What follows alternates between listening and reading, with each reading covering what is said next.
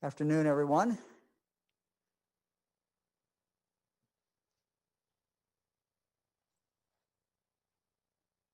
a beautiful day. I want to take a moment to talk about the president's diagnosis with COVID. First, we continue to pray for his recovery of the First Lady, and we pray for the recovery of all the people in this country and around the world who have the virus. We also pray for the families of those who have lost someone to the virus. The president said yesterday that we should not let the virus dominate our life, and that certainly is true. We have to learn to live with it, at least for a while. Part of that means accepting that is in every community in Ohio, and that all of us are at risk of getting it. Part of that also means taking the necessary precautionary measures we all need to take to help keep our economy open, and to keep our kids in school, to be able to visit our loved ones in nursing homes, and to do all the things that we want to do, and to bring some sense of normalcy back to our lives. And we can do all these things. That, of course, means wearing masks, keeping our distance, washing our hands, avoiding large gatherings. It means taking this virus seriously and respecting this enemy, knowing that it poses a great risk to our ability to keep Ohio safe, keep Ohio open. It certainly, though, does not mean that we have to be afraid. It does, however, mean that we have to be realistic and practical about it. Over the last few days, we've seen commentators raise a number of points and questions about the president's illness. Should the president have left Walter Reed and gone back to the White House? Other people have raised questions. Why did he leave at the time that he did? Should the White House be contact tracing? Should the president have taken his mask off on the White House balcony yesterday when he turned to salute? These questions go on and on. If you watched any TV yesterday or the day before, these are some of the questions that we continue to see. And look, people can continue to talk about that, and that's fine. But for all of us in Ohio, my fellow citizens, I think we need to keep focused. Ohioans should ask, what are the enduring lessons that we have learned from the President and First Lady's illness? What lessons are relevant to each of us? Well, I have a few. I'm sure each one of us can come up with some. One, even the leader of our great country can get the virus. It can happen to anyone. No one is immune. Second, while testing can be and is very important, even very frequent testing cannot substitute for mask and social distancing. They have to go together. Number three, masks do matter. Number four, distance matters. Number five, contact tracing matters. As I said, we can all come up with our list, but it seems to me that those are things that all of us can take away from the president's illness. In the days ahead, let us talk and focus on the things that you and I can actually do, that we can actually impact. The things that we can do to fight back against the virus. The things that we can do to enable us to have more freedom, to enable us to live a more normal life. Each of us can demonstrate our love and our respect for our fellow Ohioans by wearing a mask, by avoiding large gatherings of people, by frequently washing our hands, and by keeping at least 6 feet distance from others. All of these things are within our control. This virus is the enemy of our freedom. And by doing these things to fight back against it, we will keep our kids in school, we'll keep them playing sports, we'll keep our economy moving forward. And all of this together, working together, all of us, will allow us to live with this virus until the time when it is gone. These are the things that must be our focus. These are things that will remain my focus. Today, I'm wearing a pink tie to acknowledge October as Breast Cancer Awareness Month. 1 in 9 women will develop breast cancer, making the disease the second leading cause of cancer death among women. In Ohio, more than 9,800 cases of breast cancer are diagnosed in women each year, accounting for nearly 30% of all cancers in women. There is good news. In Ohio, the female breast cancer mortality rate has dropped 11% in 10 years. The survival rate among Ohio women diagnosed with early stage breast cancer is nearly 100%. Early detection is very critical. It is recommended that average risk women ages 50 to 74 receive a mammogram every 2 years. That's something obviously everyone should consult their own doctor. Ohio's Breast and Cervical Cancer Project assists women in finding screening providers and other resources and guiding them through the healthcare process. The program also offers no-cost screenings and diagnostic testing to those who qualify. For help or information, call 1-844-430-2227 or search for BCCP and odh.ohio.gov. And again, the phone number, 1-844-430-2227. We talk about our teachers a lot because they're doing some just amazing work out there every single day in Ohio. They're teaching through a pandemic. They're doing something that no Ohio teachers had to do for 100 years. Yesterday was World Teacher Day, and I want to take a moment to thank all of Ohio's teachers. This past year has certainly been a struggle. Whether it's juggling distance education, hybrid or in-person teaching, helping students manage their feelings, their mental health challenges that they might face, or working with families to help kids succeed, we thank our teachers for their dedication. We invited today Ohio's Teacher of the Year, Anthony Coy Gonzalez, a 4th and 5th grade teacher at the Ohio School for the Deaf. We've asked him to join us today. Superintendent of the school says Anthony has an amazing ability to connect with students. Anthony, thank you very much for joining us today.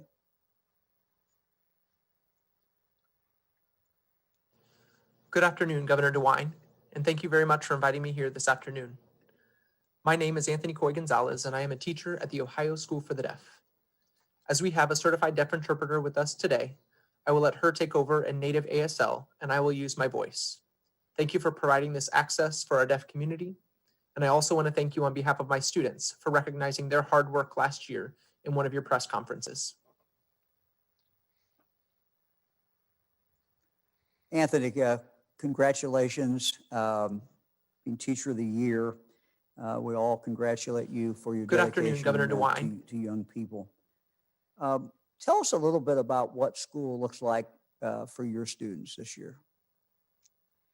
So our school has changed quite drastically over the last 7 months, and it's been a challenge for all of us, but it's also been an opportunity to learn. And we've been quite resilient. We've seen students, teachers, staff, and families all pitch in to reimagine what school can look like. So this year we have a schedule that's been updated that allows us to have more time with our students every day, reading, writing, math, social studies, and science. We also have opportunities to meet one-on-one with our students to help them through their special education plans and provide that really valuable time. But it is quite different. We've had to deliver meals. We've been out there delivering classroom materials to help our students succeed. But it is a unique opportunity for us. So, Anthony, are you 100%? I may have missed it, but are you 100% virtual, or you have some in class, or how does that work? So currently we are virtual, fully virtual, but we are looking forward to opening our school back up later this month to host some of the students who are ready to return. And we're also preparing to continue that virtual instruction for families who choose to do so for the second quarter. And what might be unique challenges that you're facing now with your students? And besides something that maybe another teacher might be facing, what's unique?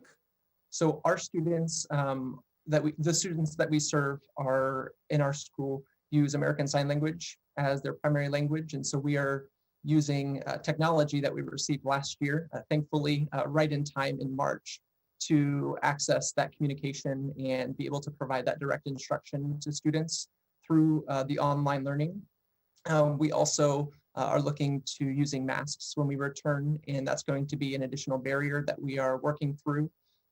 Our school is preparing virtual lessons online, also providing individual PPE for our staff that might have clear masks, where you will have that visible window. And with that window, that will provide that additional access to American Sign Language.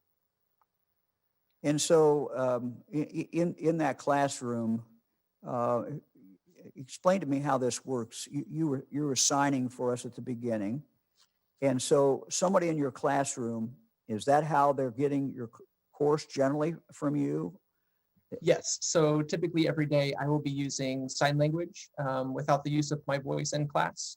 And that will be our primary mode of instruction throughout the day.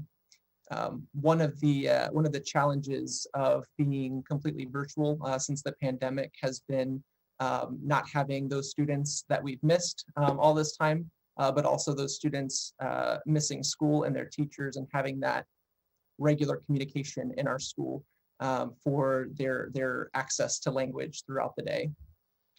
So I imagine you and the students are looking forward to kind of getting back together in class?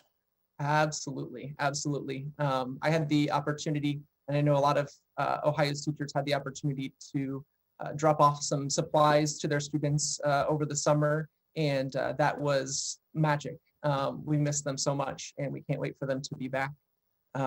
We've seen some of those social emotional needs and being able to connect with them in person from a safe distance with masks, has been a beautiful opportunity, and we're really looking forward to continuing to provide that once we get back into the building. Anthony, one last question. Can you I admire teachers very much and admire you. How did you become a teacher? What inspired you to do that? What was your pathway? Sure. I think my story is probably very similar to a lot of teachers out there, just having a heart for kids and wanting to make a difference. And I think we're in an opportunity right now where we can definitely do so. I attended Flagler College in St. Augustine, Florida, after graduating from Hilliard City Schools, and took sign language courses and pursued it, and returned home to Ohio, where I'm able to give back to the community like a lot of teachers out there. Really proud to serve with all of Ohio's teachers. So how many years you been teaching now? 7 years. 7 years. Years. Well, thank you, and we're glad you're in Ohio, and I know you'll be happy, and your students will be happy to see you and get back into the classroom. But thank you very, very much, and again, congratulations. There's so many good teachers out there, and you're kind of the symbol of all of those teachers who are making a difference every single day. Anthony, thank you. Appreciate it. Thank you, Thank you very much. Eric, let's go and look at the slides. We'll start off with our general slide. Unfortunately, at 1,335 new cases is what we're reporting. This is trending upward. We're now, you can kind of see the trend of the last 21 days. We're over now 1,000. There was a time not too long ago when we were dipping below 1,000. We're over 1,000 now, so we are concerned about that. Let's go to the next slide, Eric, which is really a kind of a new slide. It's based on the same information that you have seen before, but I thought it might be interesting. We really have two things that we look at every week, and on Thursday we'll announce the new color code. We'll give the new list for 1 through 88 counties as far as the incidents, and those are two really different ways of measuring, the situation that you have in your particular county. So I think it's, we wanted to kind of put these two together. And so what you're going to see on here is just the red counties right now. And then the other counties that you see on here that are kind of a orange yellow, I'm not quite sure what that is, but the other color there are counties that have a high incidence of the virus. High incidence counties are ones with greater than 100 cases per 100,000 population in the last 2 weeks. And so the rest of these counties are counties that don't fall into either one of these categories. So to summarize it, these are the counties that we would worry the most about. Doesn't mean everybody else doesn't have something to worry about, but these are the counties. These counties are the ones that you have something else, they're at either a high incident level or they are a red because they've met enough of those 7 indicators. So again, we do kind of see a pattern over in the western side of the state. But that's, again, a new map. We'll put that up so people can see it. It is a combination of several other maps, and we kind of put them together in a different way to look at. Eric, let's go to our top 20 Ohio counties ranked by highest occurrence. And again, we start with Mercer. Athens is now number 2. Looks like Putnam, Fulton, Dark, Defiance, Fayette, Henry, Wood, Auglaize, and then we drop to Lawrence, and we keep going from there. Again, it is of interest just geographically. Most of these, first of all, are rural counties. And second, with a couple of exceptions, most of them are in northwest, western part of the state. Let's go to the 88. Eric, you're showing that one there. And again, that is up, and anyone can go take a look at those 88 counties. You can see where your county is ranked. Again, this is by number of cases the last 2 weeks. Let's talk for a moment about hospitalization. Hospital admissions had been declining for many weeks since our peak in mid-July. Unfortunately, we started to see that trend change a few weeks ago. As a reminder, hospital admissions are a lagging indicator. The data comes a little later as folks in the hospital go to some hospital for something that they need particularly that kind of care. So let's look at several of these. This is number of hospital admissions, and you can start to see a trend. This starts over here in April, goes all the way across. If you can't read, it goes to the week that we are into now. These data fills in late sometimes. So we might get information today that might indicate back here or might indicate here. And so it's probably best not to look at this week because it hasn't filled in fully. But you do start to see a trend going up a little bit, not marked on there yet, but we see that trend. Our data team showed me some things this morning I want to share with you, and they've taken hospital admissions and they've really come up with different ways of looking at this. This is hospital admissions by age. As we said earlier, in August and September, spread among the young and healthy, we are afraid will eventually impact those who are older and more vulnerable. The average age of COVID cases, and this has gone up, and unfortunately, so has the average age of hospitalizations. So this is a relatively new trend. In fact, in recent weeks, Ohioans 60 and older now account for about 70% of COVID hospital admissions. This is considerably higher than the 50% that we saw in July. It's only natural, I think, to see older people are the ones going to the hospital more, but we have seen a marked change just since July. Again, 50% of the people going into our hospitals for COVID in July were 60 years of age or older. Now that number is up to 70% who are 60 years of age or older. So again, you can kind of see, and we'll make this available on our web page as well. What you see, the colors, the darker red, purple, this would be 70 to 79. This would be 80 plus. So you can look at these colors. And these are the two interesting. They're all interesting, but you can look at these two colors, and what you will see is that the older population, is taking more percentage of those cases going to the hospital of that population. Eric, let's look at the next one. This is hospital admission by county type. So we break it down into urban counties, suburban and small metro, and rural counties. And what we're starting to see here, what we are seeing here is the red, the rural, again, comprise more of the total number of COVID cases, COVID admissions into hospitals, people with COVID who are going into hospitals. And so these are just interesting trends. More rural, we're seeing it more rural, and we're seeing it older. And now let's look, another way of looking at this is percentage of hospital admissions by region. And again, these are the regions. You'll be able to pull this down, and you can just kind of make your own conclusions here. But the green, which is region 1, northwest Ohio. And so we're starting to see that. We're seeing relatively fewer residents of the Cleveland-Columbus area being admitted with COVID. At the same time, our 3 western regions, 1, 3, and 6. 1, 3, and 6, as you see them there, are seeing a greater percentage of hospital admissions, along with some increases in regions 7 and 8, which is southeast Ohio. I will make it clear, all of our regions have adequate capacity remaining in the hospitals. We're certainly keeping a close eye on it, but we are okay. But it is a geographical switch, and we're seeing an age switch.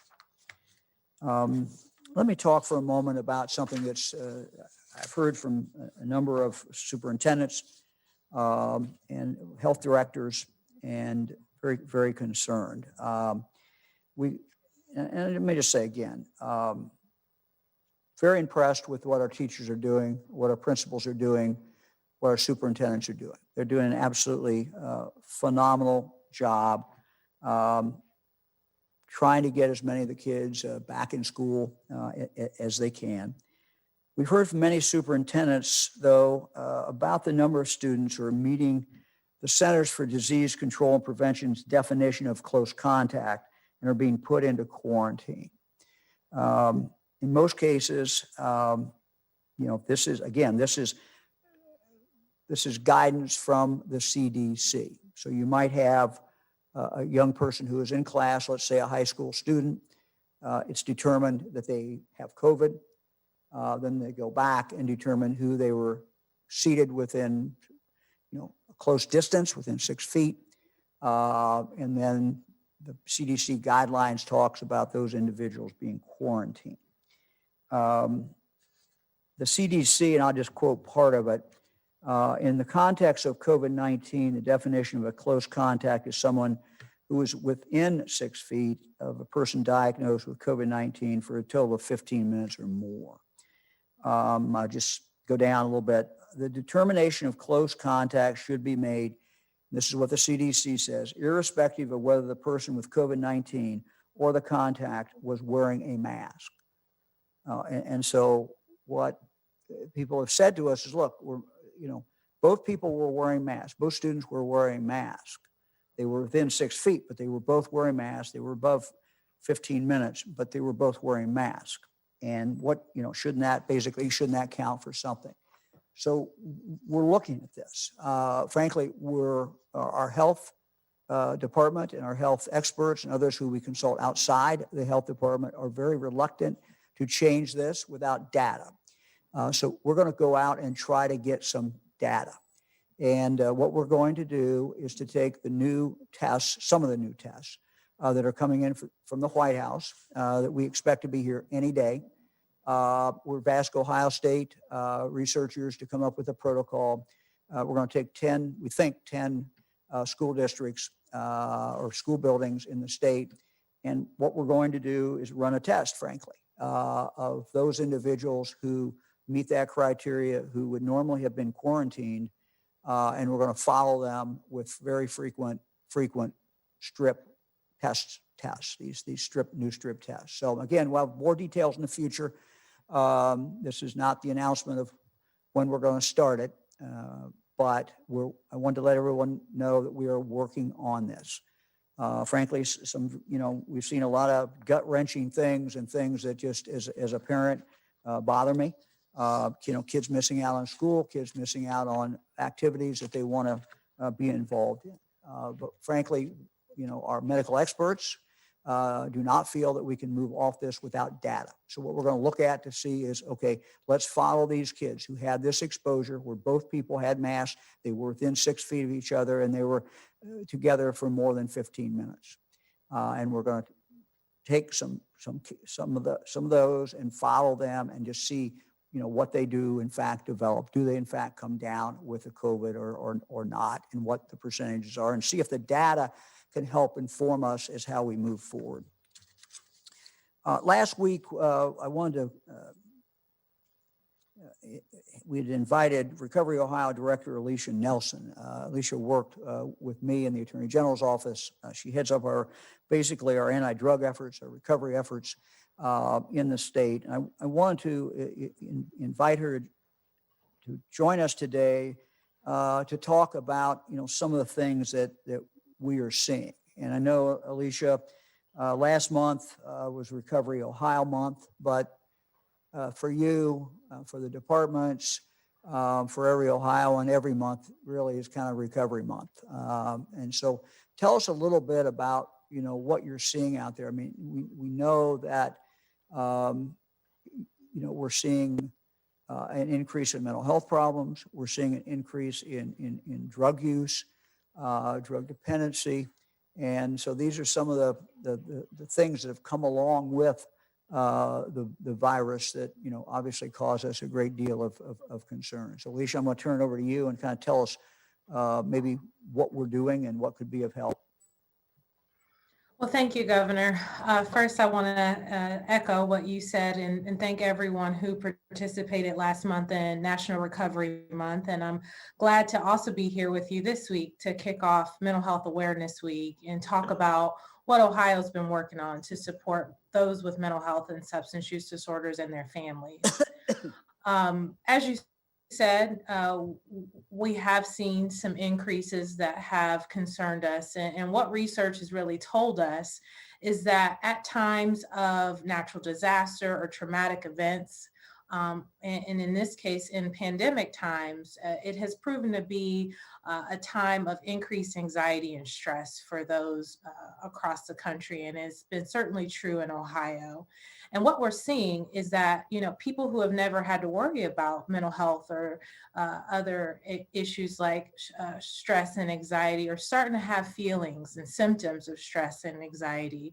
And then those who frequently or may struggle with a condition, a mental health condition or substance use disorder, are seeing their symptoms increase. And so what we have done is wanted to make sure that folks knew that our behavioral health system is open, and we wanted to make sure that that system remained open and work to be creative to do that work to make sure the system stayed open, I guess is what we really wanted to say here. And one of the ways that we've done that is through our telehealth system. Right now, if you have a phone in Ohio, you can access treatment supports and really get to talk with someone about any of the symptoms you're feeling.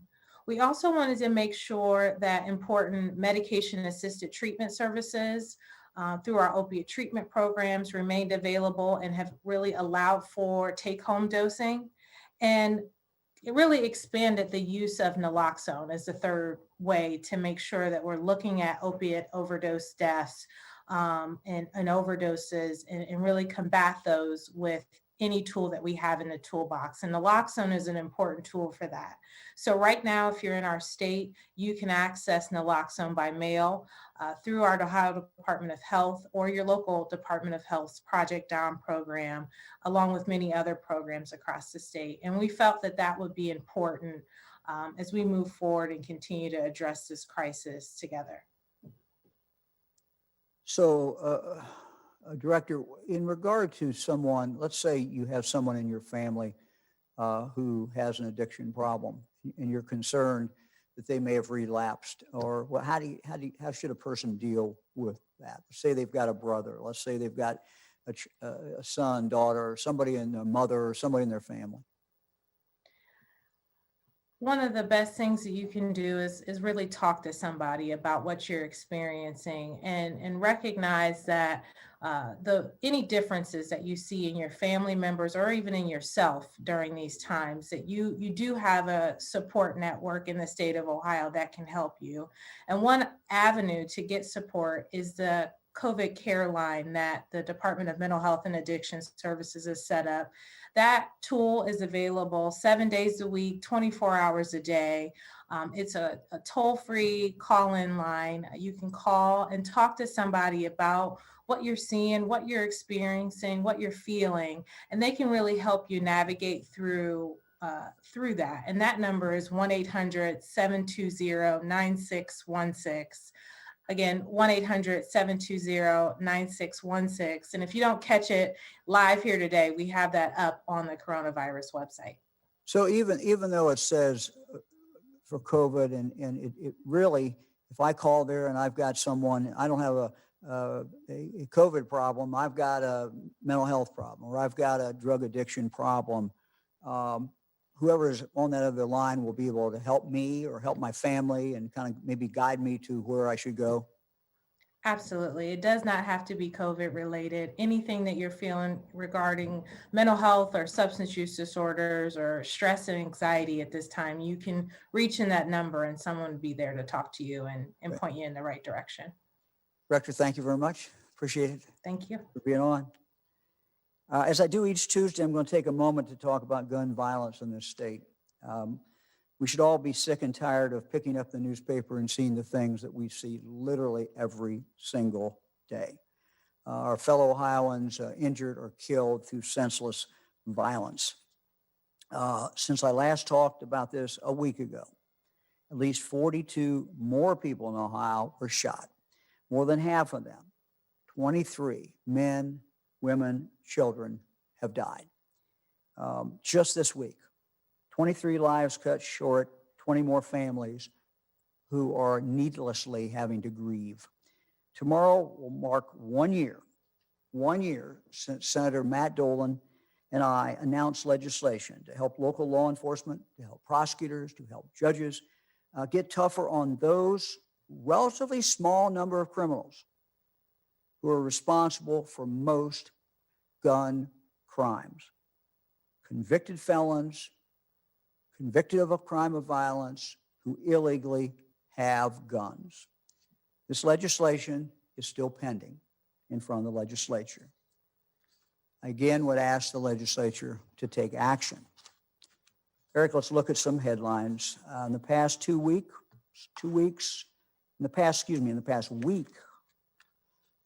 two 15-year-old boys were killed. On Tuesday, and I quote, 15-year-old, one of the latest homicide victims in Columbus. Then on Thursday in Cleveland, 15-year-old boy found dead in field after being shot. It is an absolute tragedy.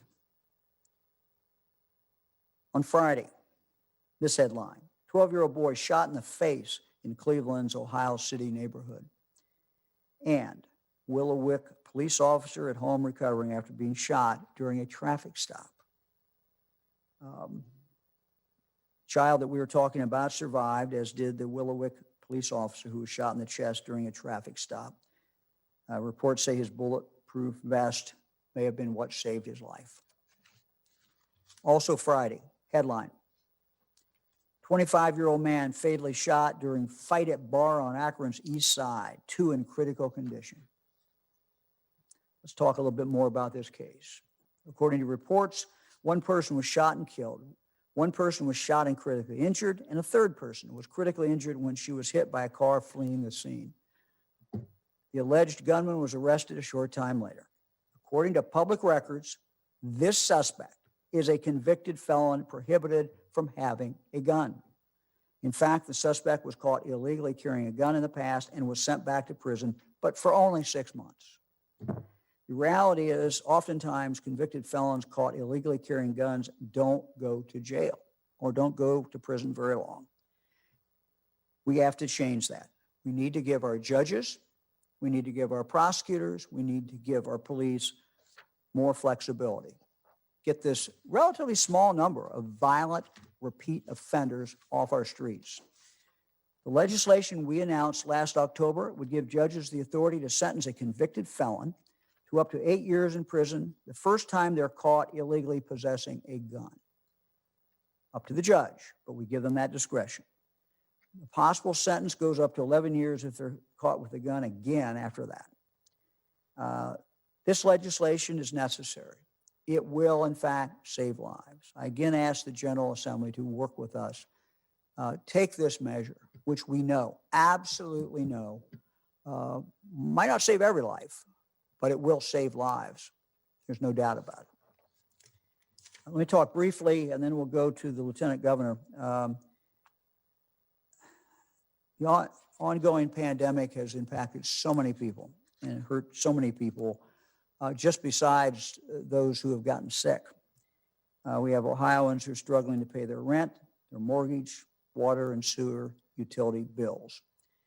We are working closely with our partners in the General Assembly and hope to have something to announce early next week about some money that we will take, the coronavirus money, that we will take what's called the CARES Act dollars, and we will take to help those people who have to pay their rent and they're way behind in their rent, their mortgage. Second, we're also going to give some help to our small businesses and to our nonprofits. Again, many of them are teetering right on the edge, and we know it's been a horribly difficult time for them. So we'll be doing this. I'm talking about today, and I talked a little bit about last week, just to tell people it's coming when we get everything worked out with the General Assembly and have it ready to go, and we can put it out so that people can start applying. We'll be able to announce that, and we hope that will be early next week. Today's the first day of early voting in Ohio. Ohioans can go to their county board of elections to vote in person if they do not want to or not able to go to the polls on election day. They also obviously have the option of absentee ballots. So we encourage everyone to do that. We encourage you to be kind to the poll workers, to the people who are manning, doing the work at the Board of Elections, as well as the people ultimately who will be doing it on Election Day by, wearing a mask and standing in line. We saw some pictures and some of the newspapers had put up this morning early, people standing in lines, and just please be careful, be safe. And let me turn it over to the Lieutenant Governor. I know Lieutenant Governor, as former Secretary of State, has been involved in elections a lot. And I don't know, John, if you want to say anything more about that, or what other comments that you have.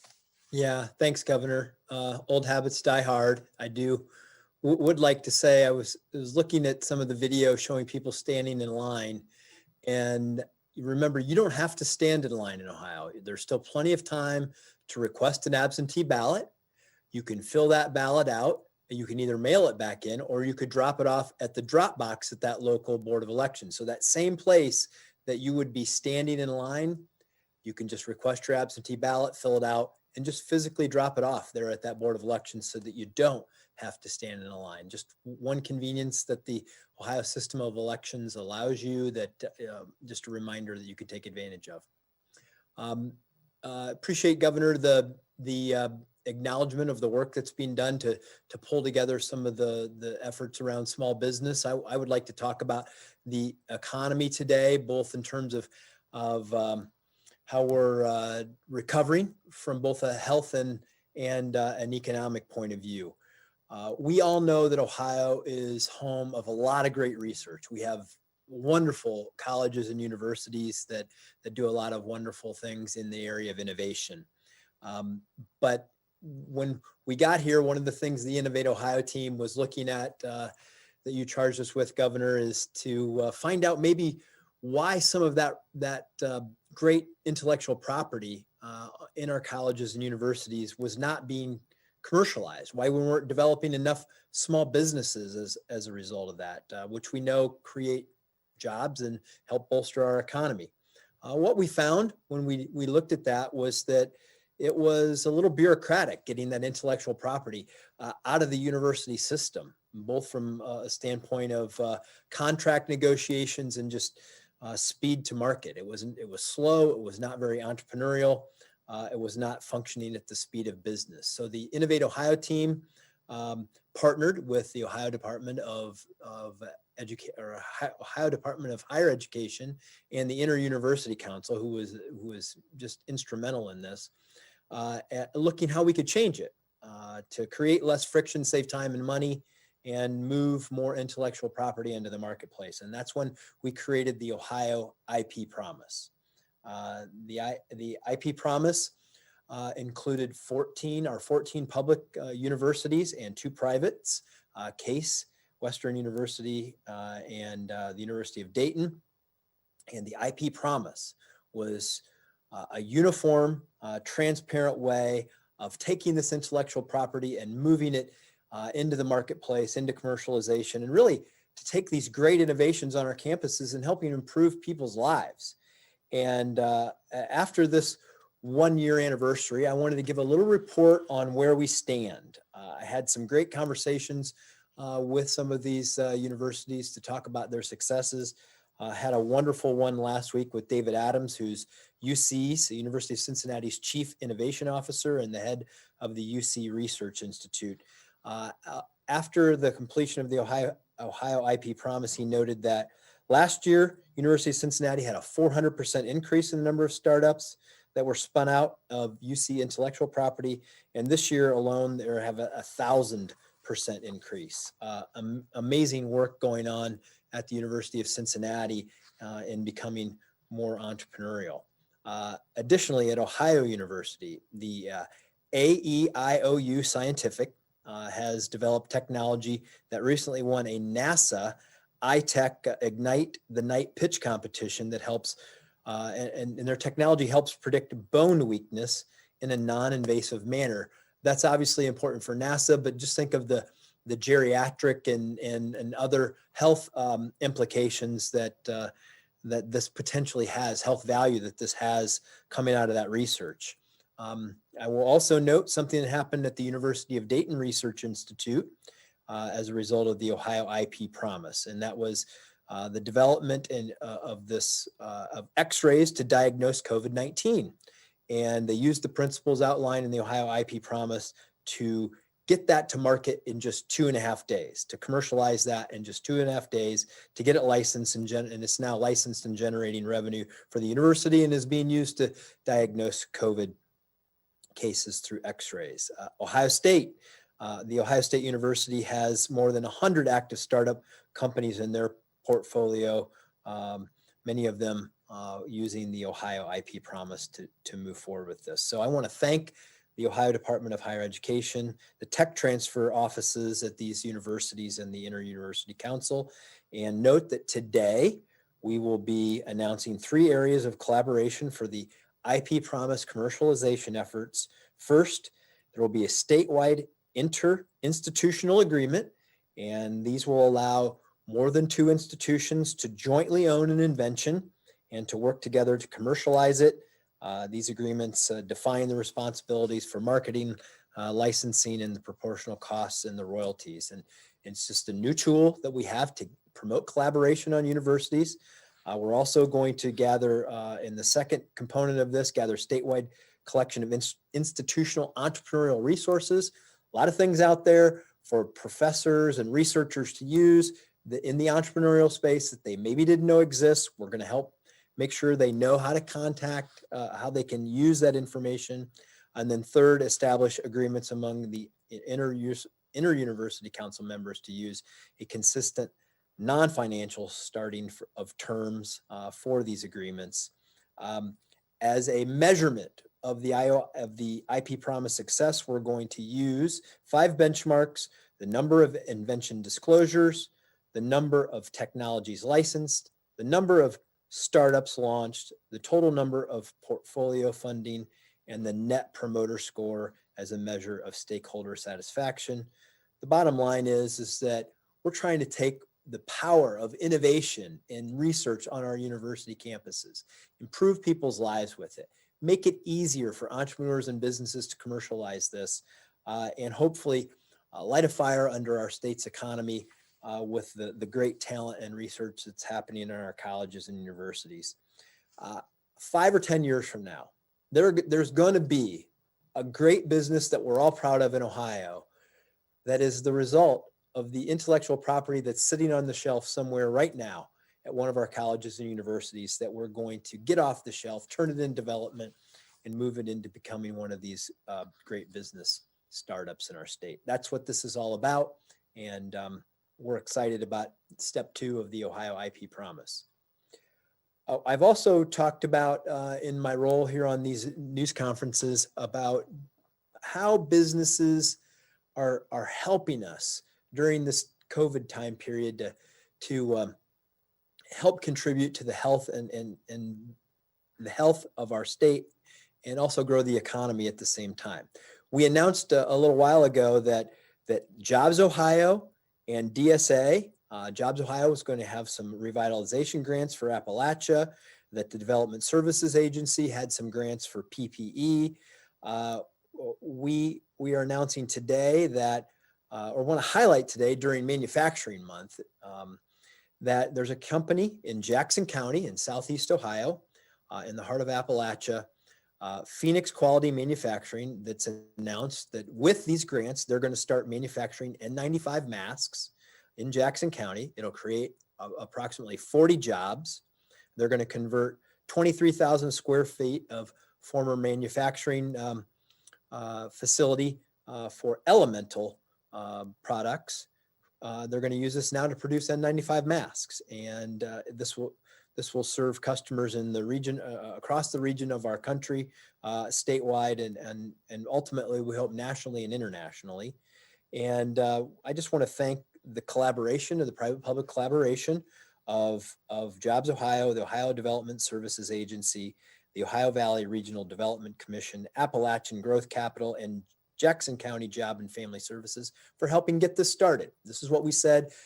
We know we need PPE, we know we need jobs, we know we need economic development, putting some of that startup capital in to get this going. And hopefully we'll be able to sustain this because we don't ever want to find ourselves again in a position where we don't have adequate PPE to serve our state. And also in closing, Governor, let me add that on Ohio Means Jobs website, there are 165,000 jobs currently available. 81,700 of them pay over $50,000 a year.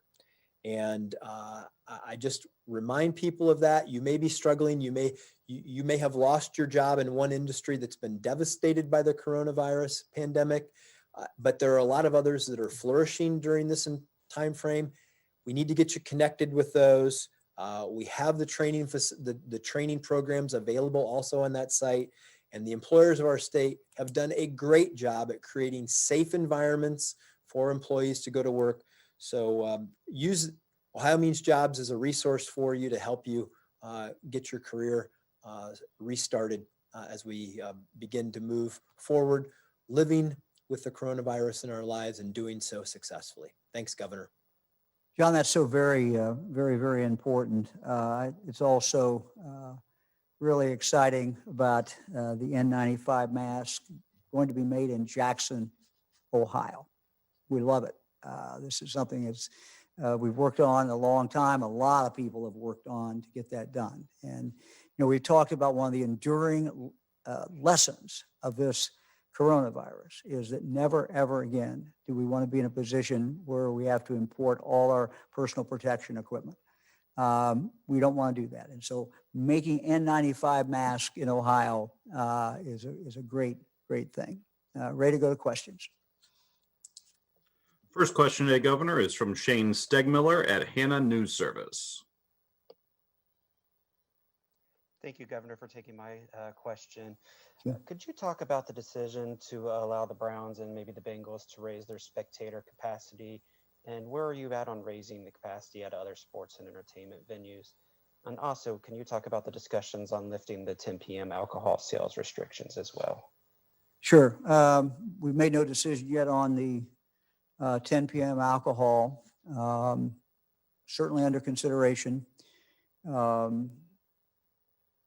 I understand what this is doing. This does hurt small businesses, people who are running restaurants and bars. I'm going to have an opportunity the next several days to talk to a number of representatives from the Restaurant Association.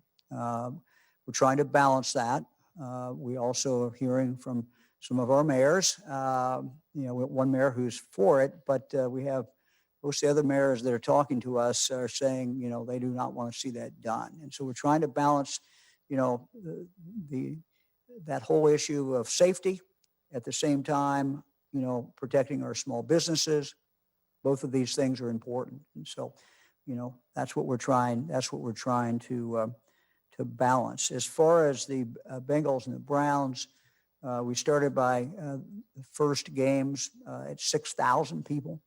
I don't know the exact capacity, but we're over 50,000, I think, in both places. And we kind of looked at that. We talked to the local health departments. We talked to local officials to see what impact that had. It looked like it was safe. They really didn't have any incidents. So we thought we could take it up to 12. This would give more football fans in Ohio the opportunity to go, but also do it in a safe way. And I think we're probably at where we're going to stop. And I made it very clear to the ownership of the Browns and the Bengals that, this is a game by game, but we don't see any reason that it couldn't continue at 12,000 people. That would seem to be a reasonable thing. We have our overall guidelines. We look at each case, just as we did with high school football. We had variances, and we gave some variances there. So we're trying to provide the broad guidelines in the big events. Again, we try to measure everything to make sure that it is in fact safe. And we also look at, frankly, the impact on what's going on downtown and other things. Next question is from Jackie Borchert at the Cincinnati Enquirer. Hey, Jackie. Hey, how are you? You mentioned this school study using the rapid antigen tests. Rapid antigen tests have only been approved by the FDA to test people with symptoms. And the CDC has said several times that even if you get a negative test and you've been exposed, you should still quarantine for 14 days. So I was hoping you could talk a little bit more about why you think an Ohio-based school study would show something different than what the various CDC studies have shown. Is this just a No, just yeah. to appease the school officials? No.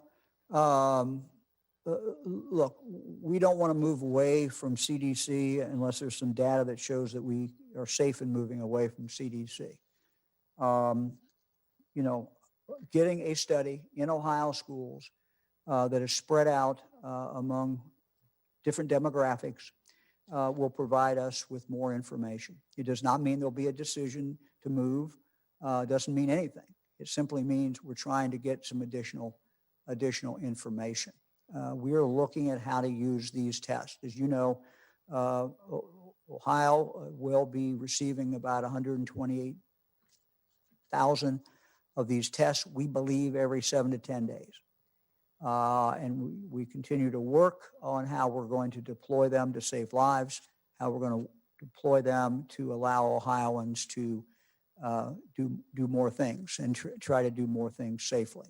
So this would come into the second category, but we're going to see what the test, what we come up with, and we're going to go with the facts.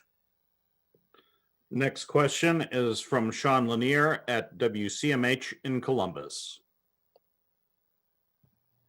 Governor DeWine, as you may know, the Columbus City Council just repealed their curfew, their 10 p.m. curfew, understanding that the statewide last call order is in place. I know you just touched on it a little bit, but is there any type of timeline that you're looking at to make an announcement? Is there any indicators that you're looking at or specialists that are talking to you about when this could possibly change? Understanding that you're trying to balance the safety, but also the sustainability of these bars and restaurants that are hurting because of this order. Sure.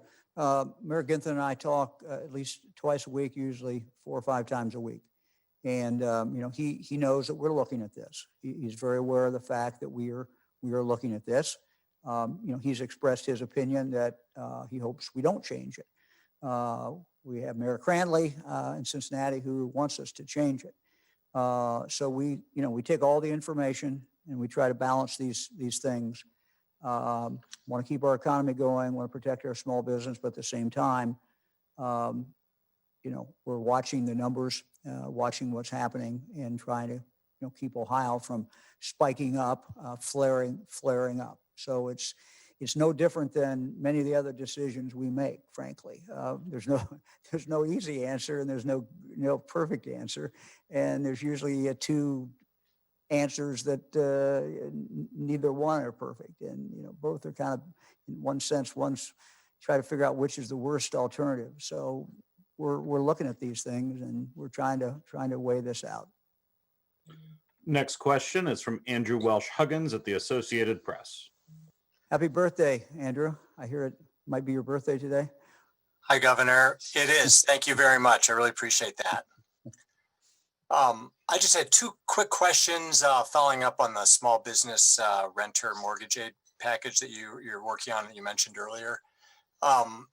So in terms of making the money available quickly, how seriously are you looking at an option like the controlling board as the fastest method to deliver the aid? And then longer term, especially with last week's report that initial unemployment claims ticked back up, what are your concerns that small businesses and low income renters are going to need even more help down the road than what this package can deliver? Well, they certainly may need more than we can deliver with this package. As far as using the controlling board, of course, that is a creature of the state legislature. You know, there's 2 ways to get money out. We can pass a bill, or we can, you know, go through the controlling board. In either case, you know, we need the support of the legislature. So this is a dual project. And, you know, I feel good, though. I think that we're coming close to having this thing worked out about what we can do now. And because we want to get some of this money out. But I think you're right. I mean, we could be, you know, we don't know how long we're going to see a downturn in the economy. I mean, we're battling back, we're doing things, but we still have a lot of people hurting, and we need to be able to give them some relief. Part of this is a mental health issue. If you're sitting there and you got, a number of months rent back, and, you're worried about your family, you're worried about where's that money going to come from? Am I going to get evicted from my house? Am I going to get evicted from my apartment? None of that's good. None of that is good. And so we want to provide some relief there. That money will go out also, and it will spread throughout the economy very quickly. It will help the landlord who owns it, might have a mortgage to pay too. And so it will have a big impact, I think, as we put this money out. And, what we balance as we look at this is to make sure that we have sufficient money for the testing that we're going to need. We also have a big question mark out there, and that's what Congress is going to do, and whether or not Congress is going to, allow us to carry this money over until next year. Is the Congress going to pass a separate bill where they provide additional funds to do different things? And so we're waiting, but we can't wait. And this is something that we think that we can set this money aside. We can push this money out. We can help people now. At the same time, we'll still have money back, in regard to the testing and the other things that we absolutely have to have the money to be able to do to fight this virus. Thank you. Next question is from Mike Livingston at Gongwer News Service.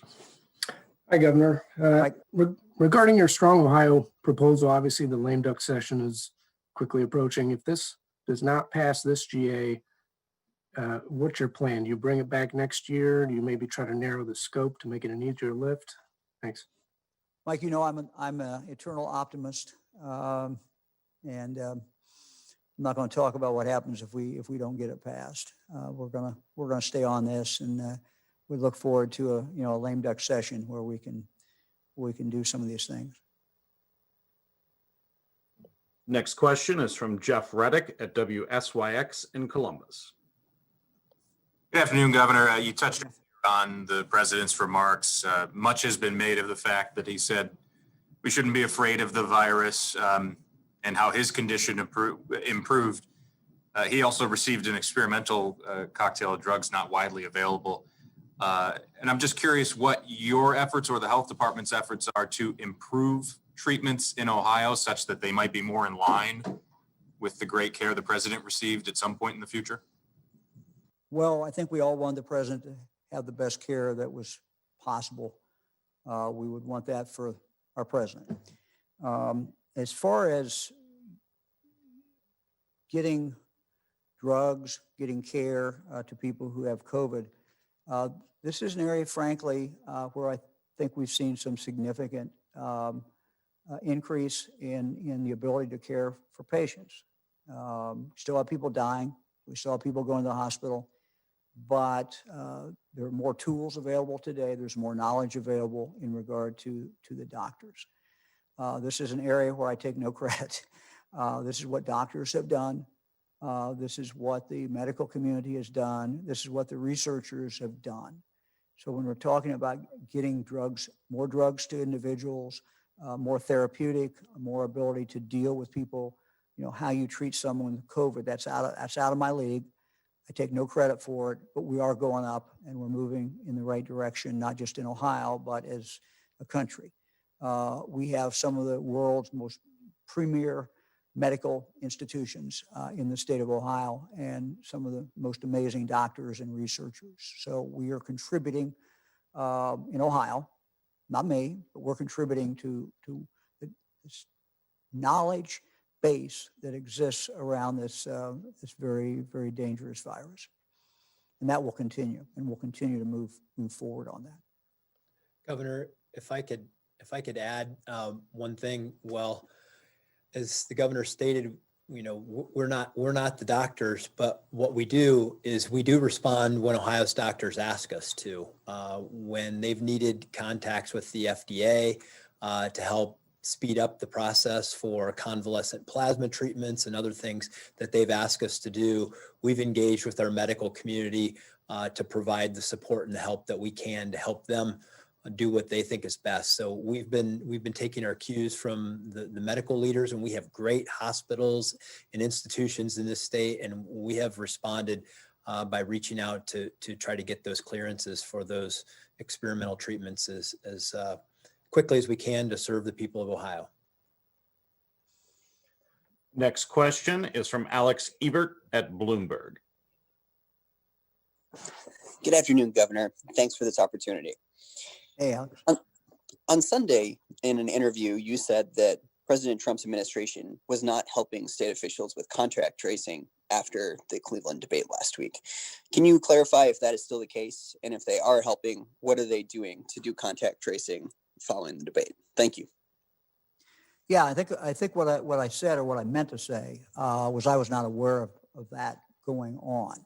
On two occasions, I have talked to the CEO of the Cleveland Clinic about this issue. What he told me is, in the room itself, everyone had tested negative. They had people spaced out. I was not in the room, but he felt that the only person, that would need necessarily to be contact traced probably would have been Mr. Wallace. And of course, we saw that he got a test later. So, as far as contact tracing within that room, I don't know that there was anything, that should have been done. But again, Cleveland Clinic is there. They're the ones who would have been in contact with the local health department if something was going to happen as a direct result of that movement of the president coming in and the president leaving. So, and that's really the extent of my knowledge of it. Next question is from Carl Hunnell at richlandsource.com.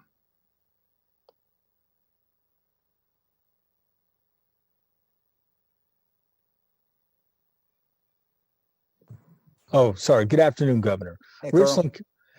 Richland County on Thursday may become the state's first level 4 county under the public health advisory system. And that's based at least in part on outbreaks in the 2 state prisons here. What exactly does this designation mean in terms of restrictions for residents, schools, and businesses in this county? And is it fair to local residents to have the purple designation be made when one of the drivers is the 2 state prisons here? Thank you. Yeah, for some of the things that we look at, Carl, the prison is removed from there. And I'm going to let our statisticians, our data people, get that information to you and to everyone, exactly what the prison outbreak, which there certainly is one, what it impacts and what it does not. In answer to your question, these color codes are really to inform people of the nature of a problem. And so, you start at the yellow, you go to the orange, and then into the red. And then, of course, there would be potentially the purple there. But if they would go purple, again, it means nothing as far as what the state is telling them to do. Again, red is the indicator that people should say, okay, look, we got a problem here. What's going on? And let's look at the data and let's, is our mask wearing high enough, et cetera. But there's no punitive action by the state of Ohio. And yes, we fully realize there is a prison there, and citizens of the community are not responsible for what that goes on in the prison. The fact is, however, that people who live in Richland County work in the prison, as do people, I'm sure, from many counties around. And so, it does have an impact, on what's going on in the community, and the color might reflect that. But we'll get you a breakout of the indicators and which indicators, has anything to do with the prison. But, again, I think people should be alert now that we do have significant spread in the county. Plus, we have other indicators of use of medical, whether it's in an emergency room, whether it's in a doctor's office, those indicators going off, which says, hey, we have a problem, but we also have, these are early indicators that there's more of a problem, could be more of a problem down the road. That's all we're trying to do. And, the map I put up a few minutes ago at the beginning, where we put the high incidence counties and we put the counties with the different colors, those are just trying to alert people, hey, this is what's going on in your community. And we think, because we want to be transparent, we want to give people the best information that we can. But we'll have some more for you. Next question is from Ben Schwartz at WCPO in Cincinnati. Hey, Ben. Governor, do you think that President Trump's reaction to his positive COVID test is endangering Ohioans at all? Specifically about his and his administration's willingness to take off their masks while around others, and the example they're setting while the state is still encouraging Ohioans to wear masks while possible. Yeah, Ben, I talked earlier about what I think we should take away from this. And one of the things that we should take away from this is that frequent testing, which we can assume everybody had, is important, but it does not substitute for wearing a mask, because it's not substitute for keeping a distance. And look, I've made no secret of this. I wish the president would wear the mask more. I wish he'd wear it all the time when he was in public. And I said that before, he had the coronavirus. So, but what I try to distill down for the people, 11.7 million people I represent in Ohio, is what can we take away from this? What lessons that we can focus on? We're not the president. We're not going to fly in a helicopter probably, unless there's some emergency and air flight comes and gets us. But for the average person, what do we take away from this? What do all of us in Ohio take away from it? And I think the lesson about the testing, that testing is very important, but it is not a substitute for the mask, not a substitute for the distance, not a substitute for those other things.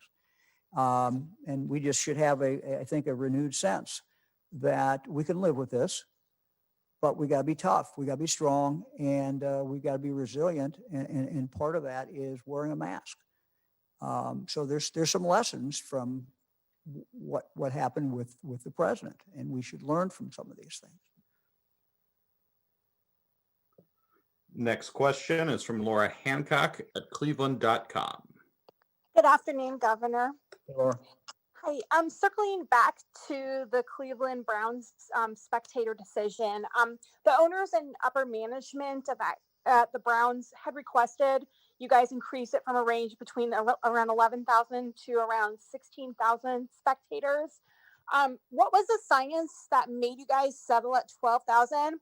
And what's the science that has you concluding that the cap this season needs to be around 12,000 spectators?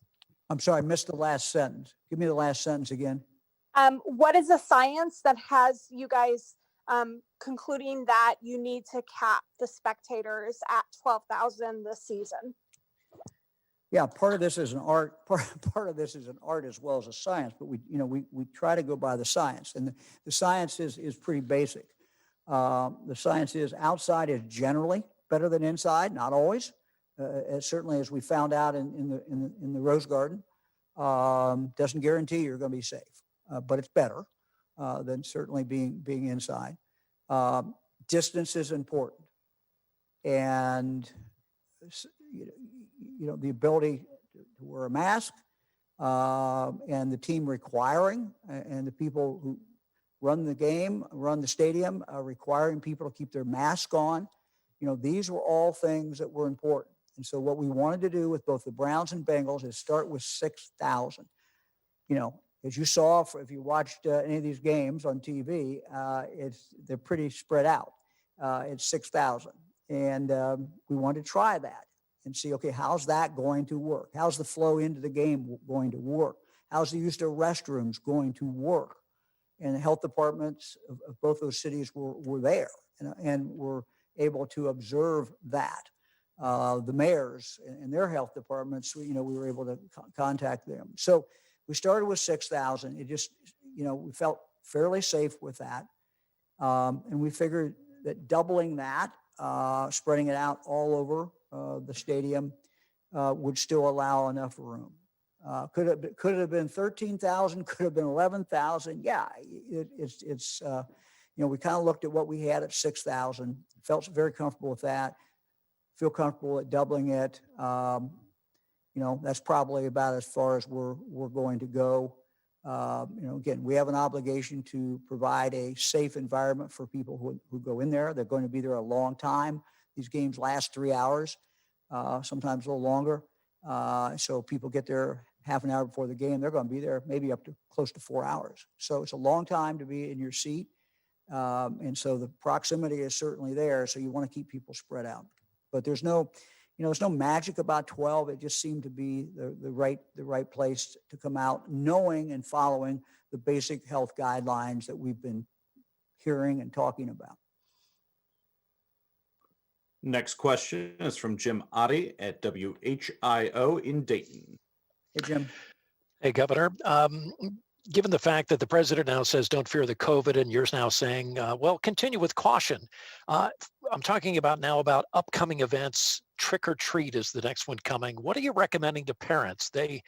Should they continue their Halloween events, trick or treat, even if they still live in a county where there's some spread? I'm thinking of Mercer County here, even though they live in a level 3, a red county. I'm thinking of Montgomery County there.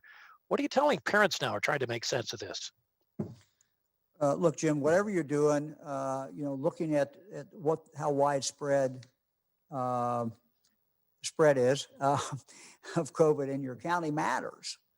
I mean, you can just go through and think, if your child's knocking on X number of doors, well, your odds have gone up that somebody inside might have COVID and they might not even know it.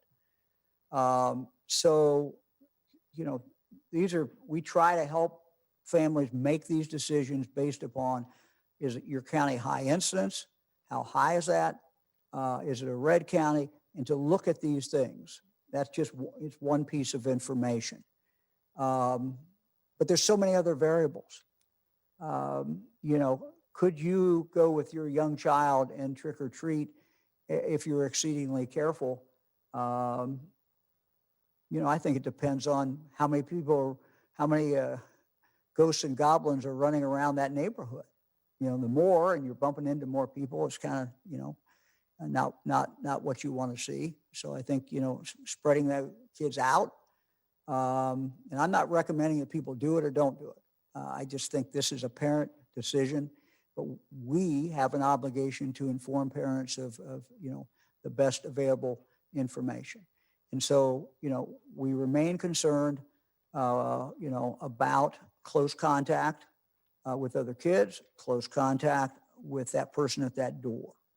And so, somebody came up with a recommendation of, if you could set out things that, a child could pick up and separate it enough from the other things that might be difficult, the other pieces of candy.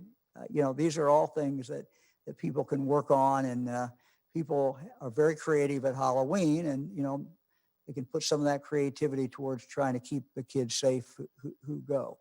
I think when you get away from that and you go to parties, you go to big gatherings downtown, those make no sense.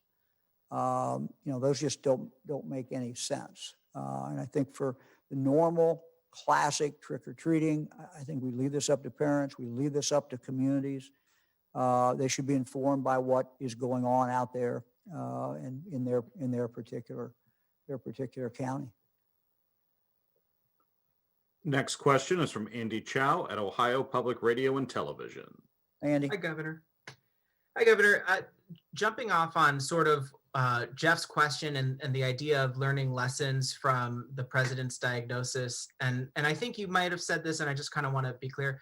Does the state plan on reaching out to the White House to learn more about the treatment that the president received to see if maybe there could be advances in treatment for people here in Ohio based on the treatment that the president received? Yeah, again, we will do what anytime any of our great hospitals ask us what to do. In other words, if they can't get information. So if any of our hospitals needed that information, we would certainly make the phone call, do whatever needed to be done. But they are really good. And I just can guarantee you that our hospitals are looking at, every single possibility to keep people alive, to allow them to recover. We have very, very, very good hospitals. And our bigger hospitals are sharing information with our smaller hospitals. We put together a system with the Ohio Hospital Association early on in this pandemic, where we have partnered larger, more research-oriented institutions with our smaller county hospitals. And there's that relation that exists. So, anytime that we can be of help in that area to facilitate that, we'll do that.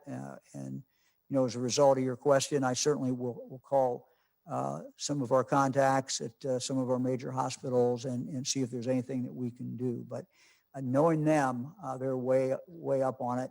And, they're looking at these different drugs. They're aware of what drugs the president utilized. They're aware of what the availability of those drugs would be. But I'll have those conversations with our major hospitals. It's a good idea. Next question is from Jim Province at the Toledo Blade. Hi, Governor. Hey, Jim. Hi, this question will be for you and for the Lieutenant Governor. Have both of you requested absentee ballots? Is that how you plan to vote? Does the First Lady plan to vote that way? Well, I've not asked the First Lady, so we've not had that discussion. We've talked a little bit about it early on. I don't know how we're going to vote yet. We normally vote here in Cedarville and go in and vote in person, but I'll check with Fran.